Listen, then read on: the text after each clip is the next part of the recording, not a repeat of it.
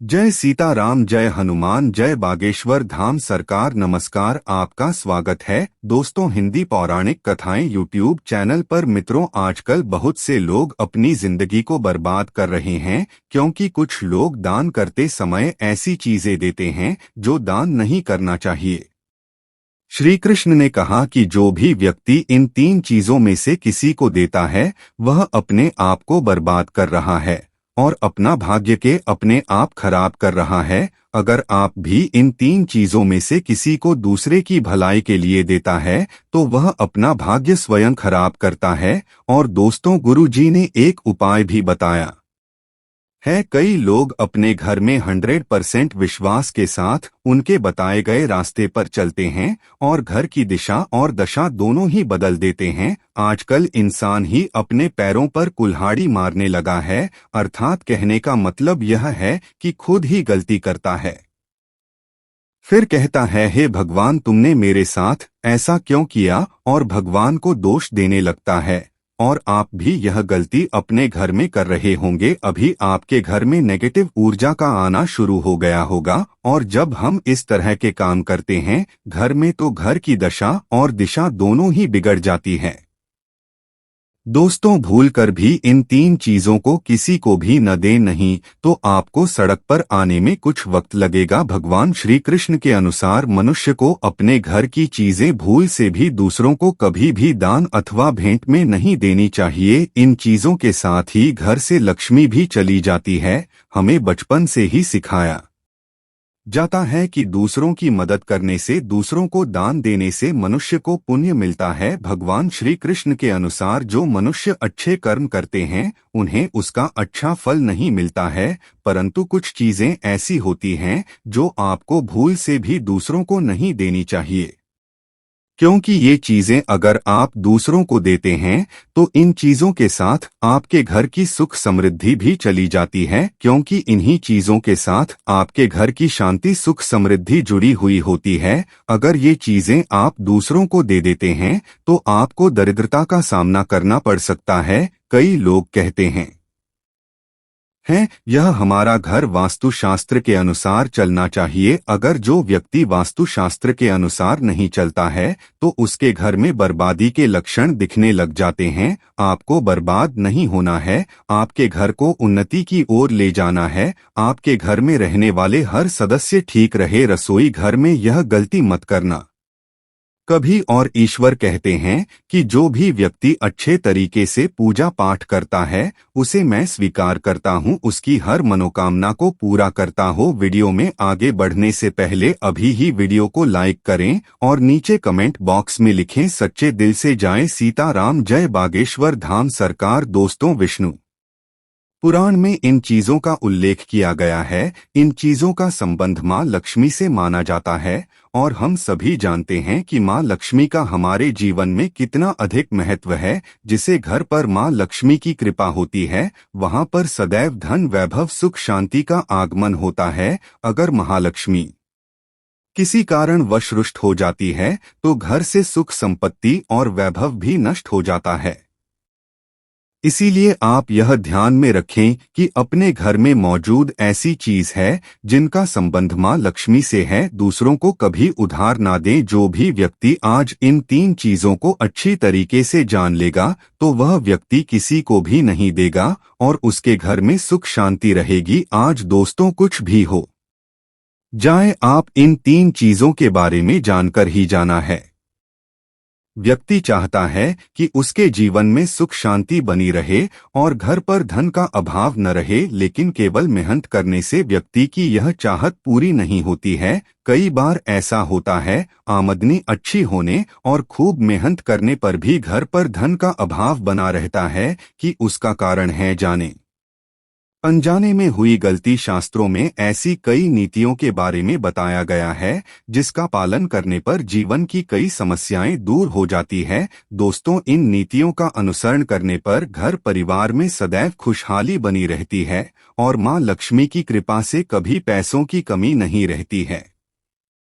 गरुड़ पुराण, जो कि हिंदू धर्म का महत्वपूर्ण ग्रंथ माना जाता है, इसमें ऐसी कई बातों का उल्लेख मिलता है जो कि गरीबी और दरिद्रता का कारण बनती है। अगर आप इन कामों को करते हैं तो आज ही से छोड़ दे दें, वरना कई तरह की परेशानियां झेलनी पड़ सकती है। अब यहाँ पर कुछ दोस्त ऐसे भी होंगे जो हमारी बातों को हल्के में लेंगे क्योंकि उन्हें वास्तुशास्त्र का ज्ञान नहीं है। इस पर एक कहावत भी प्रचलित है कि बंदर क्या जाने अदरक का स्वाद। अर्थ यह है, कोई भी व्यक्ति वास्तुशास्त्र के बारे में नहीं जानता है तो फिर इन उपायों में या वीडियो देखने पर विश्वास ही नहीं करता है। इसलिए सही सटीक जानकारी के साथ में जानने के लिए इस वीडियो से जुट जाना। दोस्तों, आपके पास अभी जितने भी काम है उनको साइड में रख दीजिए। ध्यानपूर्वक जो आपको बताया जा रहा है उसे देखिए और सुनिए। ये सबसे पहली चीज है पत्नी के गहने। दोस्त, स्त्रियों के आभूषण को मां लक्ष्मी का प्रतीक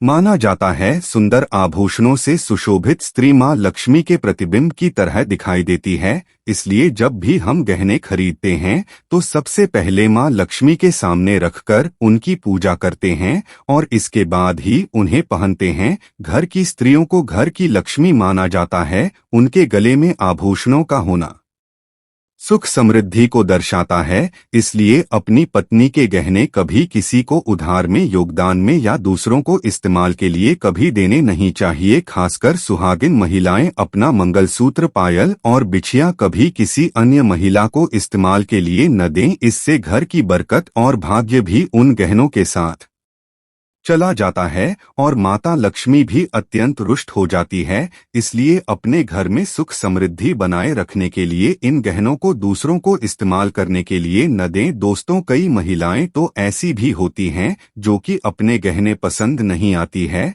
और दूसरी महिला के गहने की शैली और बनावट पसंद आती है, जिसके कारण महिलाएं अपने गहने पहनने के लिए एक दूसरे से बदलाव कर लेते हैं।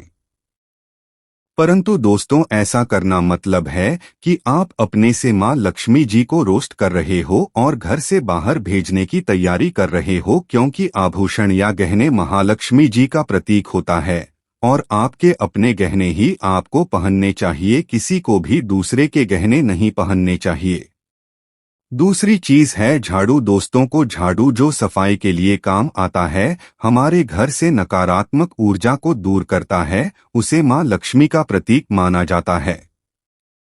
ऐसा माना जाता है कि झाड़ू में मां लक्ष्मी का निवास होता है। इसलिए अपने घर की झाड़ू कभी किसी को उधार में या उपयोग के लिए न दें। अगर झाड़ू खराब हुई है तो उसे किसी प्रवाहित जल में बहा दें, लेकिन उसे किसी को उधार में ना दें या कचरे में न फेंकें, क्योंकि अगर आपके घर की झाड़ू कोई दूसरा उपयोग करता है तो इसका असर आपके घर की सुख शांति पर पड़ता है। इसके साथ यह भी बात ध्यान में रखें कि दूसरों के घर की झाड़ू का अपने घर में कभी प्रयोग न करें, क्योंकि ऐसा करने से उनके घर की नकारात्मक ऊर्जा आपके घर में आ सकती है। आपको हमेशा झाड़ू को छिपाकर रखना चाहिए। इसे ऐसी जगह रखें जिससे बाहर से आने वाले व्यक्ति की नजर इस पर न पड़े। यदि आप झाड़ू को खुली जगह पर रखते हैं तो घर में वास्तु दोष लग सकता है। इसके साथ ही आपको टूटी हुई झाड़ू को भी घर से तुरंत बाहर निकाल देना चाहिए। लेकिन आपको इस बात का ध्यान भी रखना चाहिए कि कभी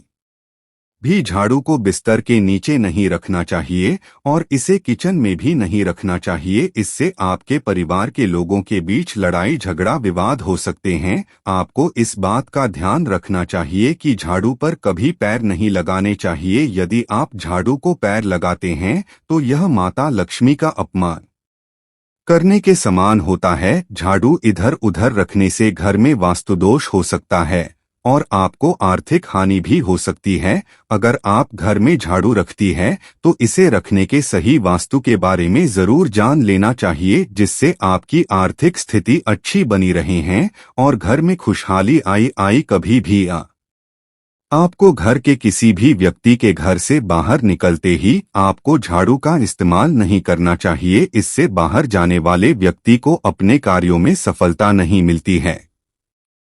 दोस्तों, यही नहीं, यदि आपके घर में नई बहू का आगमन हो या बेटियां घर से ससुराल जा रही हो, तब भी आपकी तुरंत झाड़ू नहीं लगानी चाहिए। मान्यता है कि ऐसा करने से आपके घर की लक्ष्मी रूठ सकती है और आपको धन हानि हो सकती है। तीसरी चीज, सूरज डूबने के पश्चात दूध, दही, चावल, नारियल आता है, ऐसी सफेद चीजों का दान करना या दूसरों को उधार में देना अशुभ माना जाता है। ऐसा माना जाता है कि सफेद चीजों से बुरी नजर जल्दी लग जाती है, इसलिए सूरज अस्त होने के पश्चात अपने घर की वस्तुएं दूसरों को नहीं देनी चाहिए। इन चीजों को दान करने से आपके घर की सकारात्मक ऊर्जा कम हो सकती है। अगर आप किसी को देना ही चाहते हैं, उन्हें बाजार से खरीद कर दे सकते हैं, परंतु अपने रसोई घर से उठाकर भूल से भी दूसरों को न दें। खासकर नमक तो भूल से भी नहीं देना चाहिए। चौथी बार दोस्तों, तो माँ लक्ष्मी, धन की देवी माँ लक्ष्मी हमारे घर में सदा विराजमान रहे, ऐसा हमें सदा ही प्रयास करना चाहिए, जिससे घर पर महालक्ष्मी की कृपा होती है, वहाँ पर धन की वृद्धि अवश्य होती है। इसीलिए अगर आपने अपनी पत्नी के पास कोई धन रखा हुआ है, तो वह पैसा किसी को उधार में नहीं देना चाहिए। अगर आप किसी को अपनी पत्नी के पास रखा हुआ धन उधार में देते हैं, तो आपके घर से लक्ष्मी चली जाती है और भविष्य में आपको पैसे की तंगी का सामना करना पड़ सकता है। खासकर त्योहार एकादशी के दिन अपनी तिजोरी में रखा हुआ धन दूसरों को कभी न दें। दोस्तों, महालक्ष्मी वैभव प्रदान कराने वाली, सौभाग्य देने वाली, ममता की मूरत है, साथ ही वह अन्नपूर्णा भी है। इसलिए हम अन्न ग्रहण करने से पहले मां अन्नपूर्णा को धन्यवाद अवश्य करते हैं। रसोई घर की शुद्धता और संपन्नता उतनी ही आवश्यक है जितनी धन की। दोस्तों, रसोई घर का चकला, बेलन और दावा, जी हाँ, आपने रसोई घर का चकला, बेलन और दावा दूसरों को कभी इस्तेमाल के लिए या उधार में नहीं देना चाहिए। ये चीजें दूसरों को देने से आपका भाग्य भी उन्हीं के साथ चला जाता है। माँ लक्ष्मी मी को अत्यंत प्रिय है, इसलिए ऐसा कभी न करें। अपने घर का चकला, बेलन या दवा दूसरों के उपयोग के लिए कभी न दें, नहीं तो आपके घर में दुर्भाग्य का वास हो सकता है। दोस्तों, छठवीं चीज है नुकीली वस्तु, जैसे चाकू, कैंची तथा धारदार चीज भी कभी दान में नहीं देना चाहिए। ज्योतिष विद्या में ऐसा करना नुकसानदायक बताया गया है। माना जाता है कि नुकीली वस्तु का दान करने से परिवार की सुख शांति भंग होती है। इसके अलावा घर के सदस्यों के बीच तनाव बढ़ने के साथ और रिश्ते खराब होने की भी आशंका रहती है। कई बार लोग अन्य चीजों के साथ स्टील के बर्तन भी दान में देते हैं, लेकिन ज्योतिष शास्त्र के अनुसार स्टील के बर्तनों का दान करना हमारे घर के लिए अशुभ हो सकता है। धार्मिक मान्यताओं के अनुसार स्टील के बर्तन दान करने से परिवार की सुख शांति भंग होती है और झगड़े आते हैं। इसकी वजह से घर में आर्थिक तंगी बनी रहती है।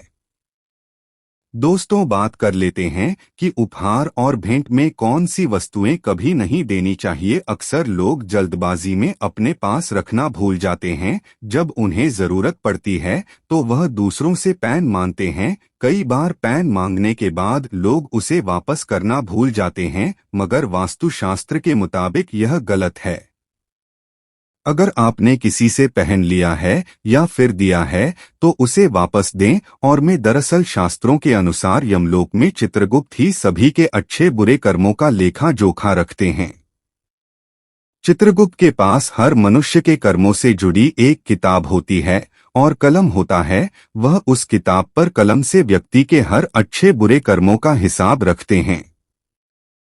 इसलिए कलम को शास्त्रों में बहुत महत्व दिया जाता है। गुरुजी कहते हैं, आपकी कलम आपके अच्छे बुरे कर्मों का हिसाब रखती है। इसे किसी और को भूल से भी दान न करें, न ही किसी और की कलम को अपने पास रखें।